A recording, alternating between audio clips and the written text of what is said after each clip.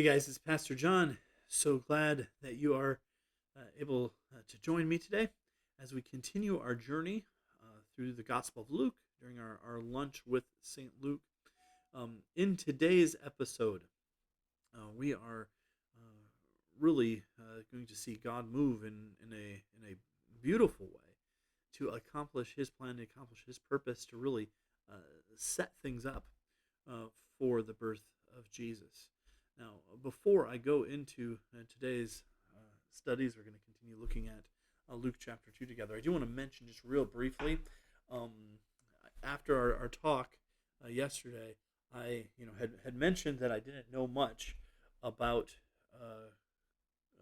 Quirinius, about the governor of Syria. So when I was doing my just some study yesterday, I did pull out my massive commentary on Luke. This is actually volume one by Bach. It's a terrific commentary. But he does mention that Quirinius had a noteworthy career, an able administrator and soldier. He was appointed consul in 12 BC. Later, he was legate over Syria in 86 through 9. And anyway, he discusses some there of Quirinius' career. Quirinius, whatever his role happened to be at the moment when this story was going on, I mean, Luke refers to him as governor. It means he obviously has some kind of Roman authoritative power. He's functioning as a Roman bureaucrat, helping to run that region. In fact, for those of you who have seen The Chosen, which, by the way, if you haven't seen the TV series The Chosen through VidAngel, Dallas Jenkins series, I encourage you to do that. But for those of you who've seen that, you've seen Quintus, and you have some idea of what a bully and of how annoying Roman authorities can actually be. I view that Quirinius was probably pretty similar to Quintus in many ways.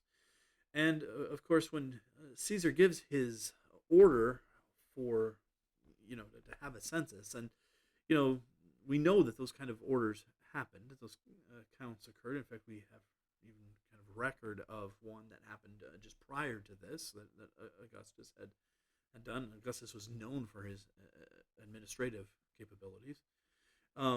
So when an order like this is given for a census, right? The Roman authorities are going to make sure that gets accomplished. It's also interesting that often it was pretty, I guess I should say, it was pretty rare that people would have to go back to their hometowns for these kind of censuses. The Romans didn't really care where they were counting them. But they would try to kind of tailor things specifically to the people who they were working with. So working with Jews, it would make sense for them to go back even towards their tribal allotment. It would make sense for them to go back towards the place where to the place where their family had originated, their ancestral home. And that is exactly what we see happen here in Luke chapter 2, verses 4 through 5. And Joseph went up from the town of Nazareth in Galilee to Judea, to the city of David, which is called Bethlehem, because he was of the house and family line of David, to be registered along with Mary, who was engaged to him and was pregnant. And in those verses, we have a lot to look at. First off, the idea of them going up to Bethlehem, a little map of some of the early journeys there of Mary and Joseph and their small family. You notice that they are actually on our map. It looks like they're going down to Bethlehem. But of course, Bethlehem is a higher elevation than Nazareth. And also, you pass through Jerusalem. And what you should know is for the Jews, Jerusalem is always up. So you always go up to Jerusalem from wherever you're coming from. And Bethlehem is actually just, southwest of Jerusalem, just beyond, the outskirts of the city. So they make their way on up to Bethlehem. That would be a pretty lengthy trip, and actually, they maybe didn't even pass through Samaria. It's possible that they took the longer route through Perea, but it would have taken them some time to get there. It would have been a pretty arduous journey, pretty difficult journey. Actually, a bit of a strange journey for Mary to make. This would have been kind of thing that Joseph certainly could have handled on his own. The Romans were not that concerned about counting women. They would have been obviously more concerned about counting taxable units. So they would have wanted to count this family. And Joseph certainly could have just gone on his own. But, they're engaged. Now, it's actually beyond just engaged. It's our term there is too weak. They were legally betrothed. So they were technically married, yet they had not yet consummated the marriage. So he was engaged to him and was pregnant. So again, pregnant, while along in her pregnancy, this would be a difficult journey. Why in the world did she make it? Well, number one, obviously, early in their relationship, they're still effectively getting to know one another, and who else is she going to really have to support her, unless she would travel down there anyways to visit Zechariah and Elizabeth again. So, also, she's pregnant, and the baby is obviously going to be coming pretty soon, and clearly Joseph wants to be there for her in that. They've already, no doubt, suffered a good deal of ostracization because she's pregnant before their wedding. And so, this is a complicated situation for them. So, also, it may have been in the back of Mary's mind, and I don't know if Mary knew Micah 5:2. She seemed to know her Old Testament pretty well from the song that she sang. But it may have even been in her mind that it would be appropriate to deliver the baby in Bethlehem. If it wasn't in her mind, at least it certainly was God's intent, his purpose. Micah chapter 5, verse 2, the prophet back in the Old Testament says, Bethlehem, Ephrathah, you are small among the clans of Judah. One will come from you who to be ruler over Israel for me. His origin is from antiquity, from eternity. You listen to that prophecy from centuries prior. There's a lot of information there about the coming Messiah. See, the Messiah will come from Bethlehem. The name Bethlehem, by the way, likely means house of bread. We'll come back. We'll circle back to that probably in our next episode. But there's going to be one who's going to be ruler over Israel. So here we have the sense of the promised Messiah coming from Bethlehem, which was David's hometown. Notice his origin is from antiquity, from eternity. There's even a hint there of a pre-existence for the Messiah. So there's a lot in that, a lot really stated and hinted at in that prophecy of Micah. So Mary and Joseph make their way from Nazareth, kind of along the green line there on the map, from Nazareth down to Bethlehem.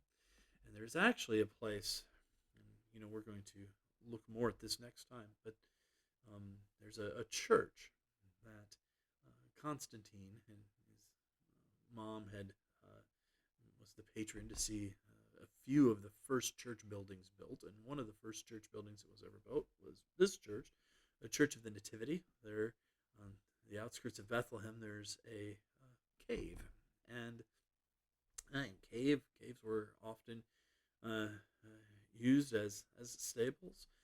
It's I'd say not only possible, but perhaps even likely that this is the cave which tradition pointed to as the place where Jesus was actually born. I've been there before. It's actually a pretty wonderful experience, pretty amazing experience to actually go into that cave, which is now just basically a little grotto, a little a shrine. But to go there, and they actually have on the very spot where they think Jesus was born, they have basically a star that's just kind of built into the rock, to really kind of commemorate Jesus's birth. They kind of point out the exact location where they think he was born. Well, I don't know if it was precisely that cave or another one there in the region, or if it was a wood shack. I don't know what the stable was, but we do know that it was in Bethlehem, and that Mary and Joseph made their way there. And it's interesting that God had actually he had done actually quite a bit of behind the scenes work to make this happen. I mean, think about the fact that had it not been for a command of of of Caesar Augustus, there would have been no immediate reason for Joseph to have taken this trip to Bethlehem.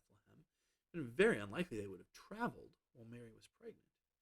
So God, wanting the Messiah to be born in Bethlehem in fulfillment to that prophecy, and really as a picture that he's a descendant of David, God actually arranged things so that the Roman administration and all their bureaucratic workings would make sure that Joseph needed to head that direction, and that Joseph and Mary were betrothed, that they were legally married. What that means is that even though Jesus was miraculously conceived, that he was technically biologically only related to Mary, that even with that miraculous conception, because Mary and Joseph are betrothed, of course, you know, Jesus is legally Joseph's first son.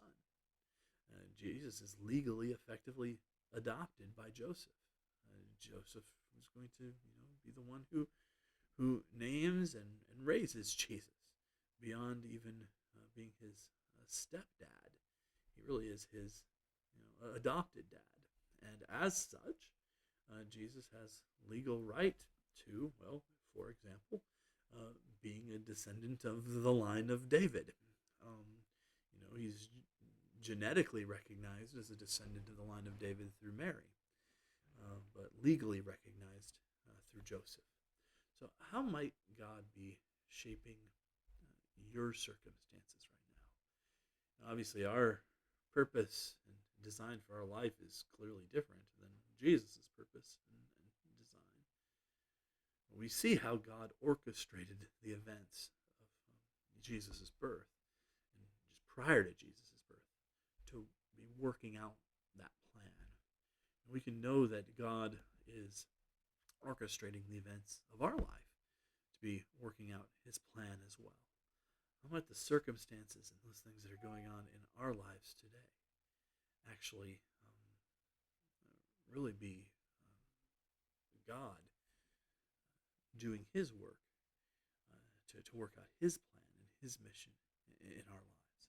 It's a good question for us to ask, a good question for us to consider as we go through this day. So, well, Lord Jesus, bless you. Have a great day, and keep following Jesus.